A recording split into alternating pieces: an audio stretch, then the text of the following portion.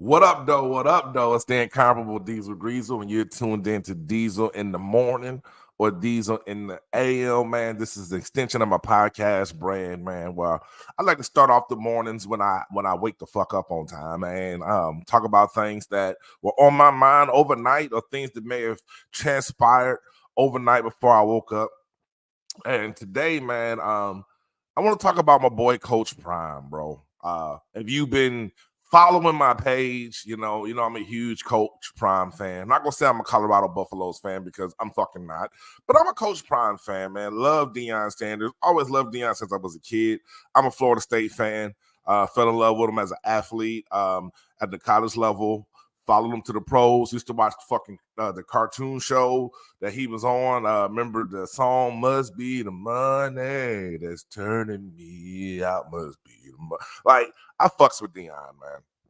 Love what he did at Jackson State, although it was short lived. Wish the turnaround could have lasted longer. But hey, brother got to do what he got to do. I never hate on no one for chasing the bag and putting other people in a position to chase their bag, which is essentially what he did with his staff. But I want to talk about his personal life for a little bit. College football season is over. They didn't win enough games for a bowl and all that good stuff. I'm sure he's retooling the tool shed so he can make a comeback next year, have even stronger performance, and build upon this year's success and add more successes to it. But right now, my homie is having to deal with some things in his personal life that have made news. So I want to talk about it. And so, the thing that stood out to me the most, man, when I heard the news, is that Coach Prime and his girlfriend of 11 years split. Was with Tracy Edmonds, which is, as I believe, used to be Babyface's wife. But they've been together 11 years. Some reports said they've been together like 14 years, others say 11. But either way, man, been together a long time. She's definitely played a huge role in his children's lives. I don't believe they had any children together, but I don't know. I don't know. But I know she played a huge role in raising his children's lives. Just based on the social media activity and the way things were portrayed. And so they had split up, man, and just very, very beautiful woman, man. Not to say that matters, but when you lose someone that's beautiful, it stings a little bit more. When you lose an ugly, you just be like, I live. Wish you the best. You lose a bad, and you like, come on, Lord, please bless me with another one. But this was them, right? This is Coach Prime and Tracy Edmonds. Beautiful family, beautiful woman for sure. Deion's handsome man. Like, what more could you ask for, right? Well, apparently they split up after 11 years.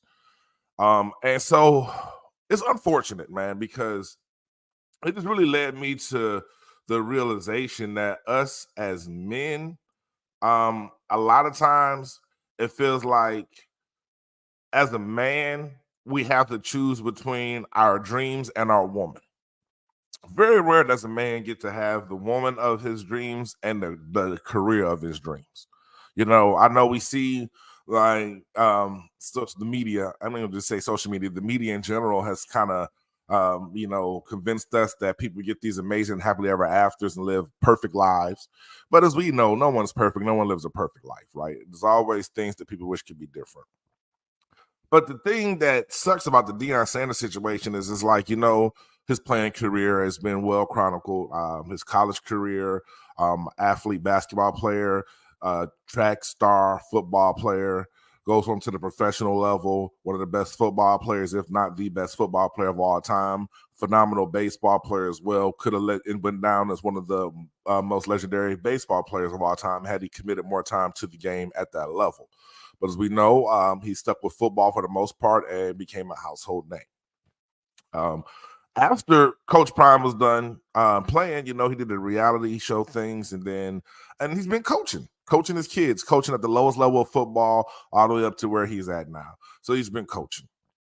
And some people were saying, well, they was engaged all this time. He never married her. And maybe that's why she left. I don't know why she left. I don't really want to speculate as to why she left. But just acknowledge that she did leave. And the timing is horrible, in my opinion. And I don't think any of this is premeditated on her end. I think that honestly, Dion took on a new role last year as the coach of Colorado. A football coach at a college is not something that is easy to do. It's extremely time consuming. So I honestly don't think that Dion has the time to put into the relationship that he had been putting into it up until this point, or that she was accustomed to, expecting, or deserving of, based on his shift of focus as the coach of Colorado. The responsibility he has as Colorado was to turn the program around, keep his job, keep his staff employed, all of that good stuff. A lot of miles are being fed based on the decision making of Deion Sanders as the head coach of the Colorado Buffaloes. You know, and so logic would suggest Deion probably isn't doing all the stuff that he used to do. Because he just ain't got the time no more.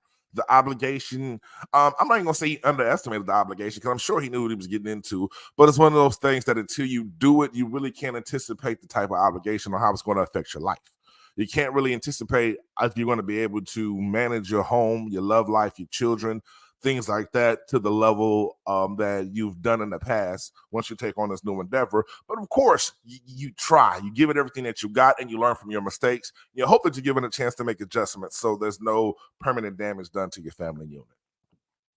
In this case, man, it just sucks, bro, because it seems like the closer that Prime is getting to his next dream, because I'm sure he's had many dreams career-wise, but currently his career dreams are to coach at the highest level, be a leader of men, impact these young men so they can transition them to being upstanding citizens and all that good stuff, right?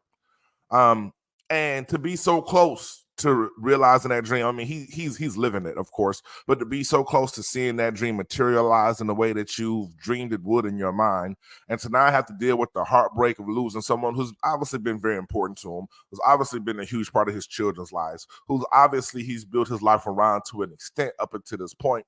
It's unfortunate that as a man, you have to make that choice. Because I'm sure that he could have easily scaled back his job and did something that's less stressful, less taxing, so he can be more available at this juncture in his life. Because financially, I'm sure Deion and his family is all right, whether he coaches or not. But I also understand as a man, that sense of fulfillment that we're chasing is huge. Like, the true sense of happiness for a man doesn't come from a woman. It comes from turning a thought to a thing. It comes from the fulfillment of whatever's in here coming into our hand. You know what I'm saying? Turning a thought into a thing. You know what I'm saying? Taking something that's intangible and making it into a tangible product that we can replicate and scale up or down.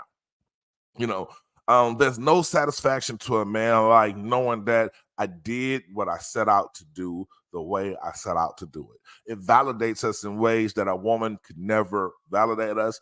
Sometimes maybe a woman maybe could never understand a man's need for a validation for our existence in this world. You know, but it's unfortunate that it seems like the man has to make a choice between the career that he's worked towards and put these other men that he's leading in a position to excel in, or focus on his home life. And I wouldn't wish it on no one. It's not a position that anyone should have to be in to make a decision.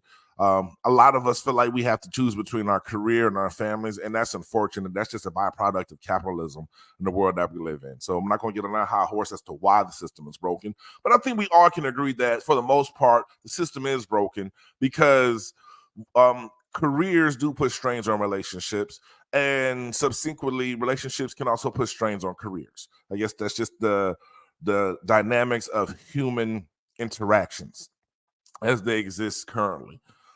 But it just sucks, man, because now he got to deal with this and she got to deal with things too. So I don't want to appear that I'm only being empathetic to him when it's really the whole family and everyone involved.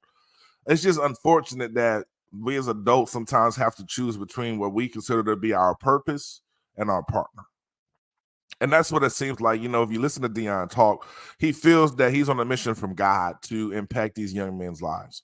I never really heard of him talking about being on a mission from God to be Tracy Edmonds' husband or be in her life or things like that. I'm not saying he doesn't feel this way, but I'm saying that he felt compelled to vocalize to us publicly that he feels he's on a mission from God, at the University of Colorado, to be a leader of men and to impact kids, because he calls them kids because essentially, it's what they are. These are very, very young men, 18, 19, 20, etc.